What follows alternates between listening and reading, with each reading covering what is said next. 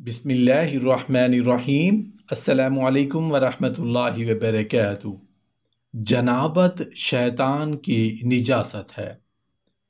شیطان کی ڈالی ہوئی نجاست سے مراد ہراس اور گھبراہٹ کی وہ کیفیت تھی جس میں مسلمان ابتداً مبتلا تھے اور قسم قسم کے خیالات ان کے دلوں میں آ رہے تھے۔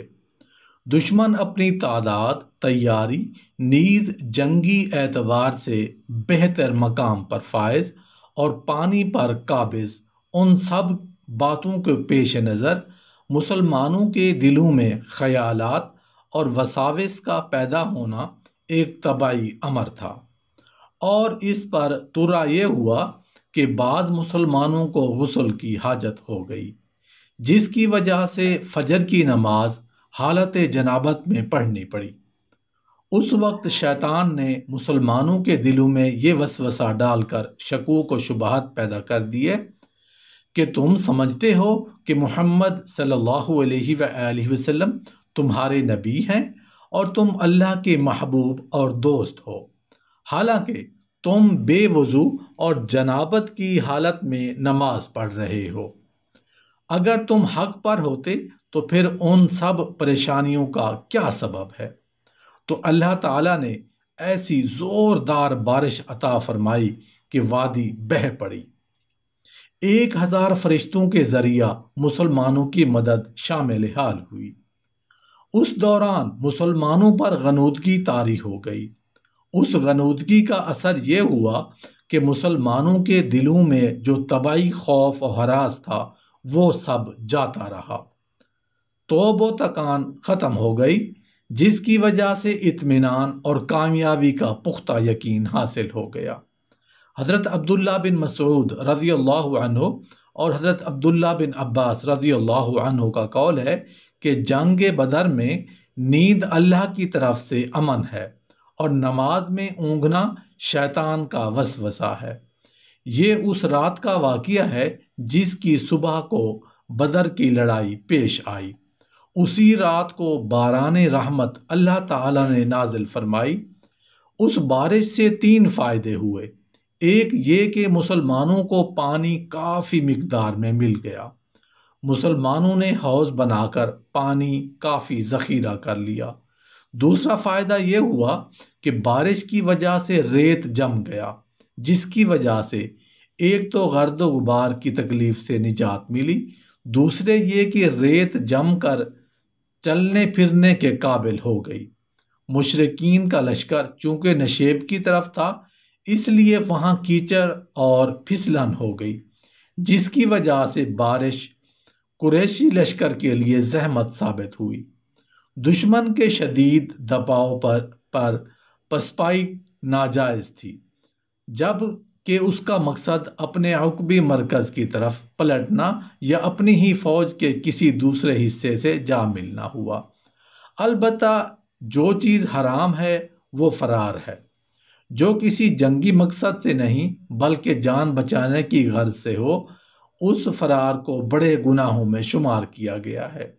چنانچہ نبی کریم صلی اللہ علیہ وآلہ وسلم نے ارشاد فرمایا کہ 3 گناہ ایسے ہیں جن کے ساتھ کوئی نیکی فائدہ نہیں دیتی۔ ایک شرک، دوسرے والدین کی حقوق کی حق تلفی، تیسرے میدان جہاد فی سبیل اللہ سے فرار۔ اسی طرح ایک اور حدیث میں جس میں 7 بڑے گناہ شمار کرائے ہیں، ان میں ایک قتال فی سبیل اللہ سے فرار بھی ہے۔ میدان جہاد سے فرار کے گناہ ہونے کی صرف یہ وجہ نہیں کہ یہ ایک بزدلانہ فعل ہے، بلکہ اس وجہ سے کہ ایک شخص کا فرار بسا اوقات پوری بٹالین کو اور ایک بٹالین کا فرار پوری پلٹن کو اور ایک پلٹن کا فرار پوری فوج کو بدحواس کر کے راہ فرار اختیار کرنے پر مجبور کر سکتا ہے۔ اور جب ایک مرتبہ فوج میں بھگدڑ مچ جاتی ہے تو کہا نہیں جا سکتا کہ تباہی کس حد پر جا کر رکے گی۔ مکہ سے روانہ ہوتے ہوئے مشرکین مکہ نے کعبہ کے پردے کو پکڑ کر دعا کی تھی کہ یا خدایا، دونوں فریقوں میں سے جو بہتر ہے اس کو فتح عطا فرما۔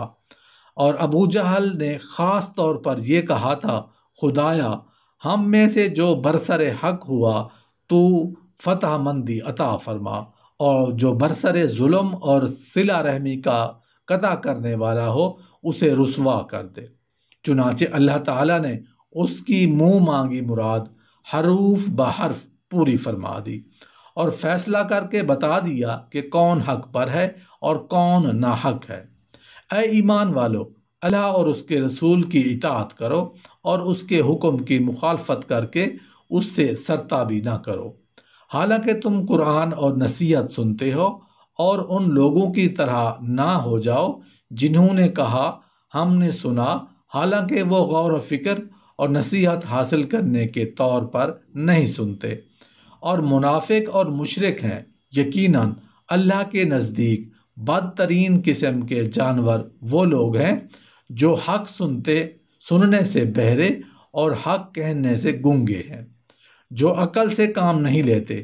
اگر اللہ ان میں حق بات سننے کی صلاحیت جانتا تو ضرور انہیں حق سننے کی توفیق دیتا، اور اگر صلاحیت کے بغیر بالفرض ان کو سنواتا اور اس کے علم میں یہ بات ہے کہ اس میں کوئی خیر نہیں، تو وہ اس کے قبول کرنے سے عناد یا انکار کے طور پر منہ پھیر لیتے۔ اے ایمان والو، تم اللہ اور اس کے رسول کی آواز پر اطاعت کے ساتھ لبیک کہو جب وہ تمہیں اس امر دین کی طرف پکاریں جو تمہیں زندگی بخشنے والا ہے، اس لیے کہ وہ حیات ابدی کا سبب ہے۔ اور خوب سمجھ لو کہ اللہ آدمی اور اس کے دل کے درمیان حائل ہے، لہذا کسی کی طاقت نہیں کہ اس کے ارادہ کے بغیر ایمان لا سکے یا کفر کر سکے۔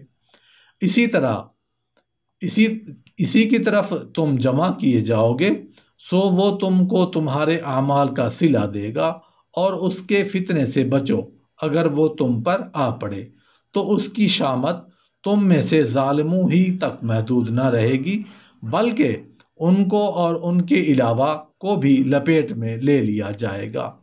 اور اس فتنہ سے بچنے کی صورت یہ ہے کہ منکر یعنی برائی کے سبب پر نکیر کرے، یعنی نہیں عن المنکر کرے، اور جان رکھو کہ اللہ تعالیٰ اس کی مخالفت کرنے والے کو سخت سزا دینے والا ہے۔ اس وقت کو یاد کرو جب تم مکہ کی سرزمین میں قلیل تعداد میں تھے، کمزور سمجھے جاتے تھے، اور تم ڈرتے تھے کہ ہمیں لوگ یعنی کفار اچک نہ لے جائیں، یعنی ہلاک نہ کر دیں، تو تم کو مدینہ میں ٹھکانہ نہ دیا، تو تم کو بدر کے دن اپنی نصرت سے ملائکہ کے ذریعے تقویت دی، اور تم کو مال غنیمت کے ذریعے حلال رزق دیا تاکہ تم اس کی نعمت کا شکر ادا کرو۔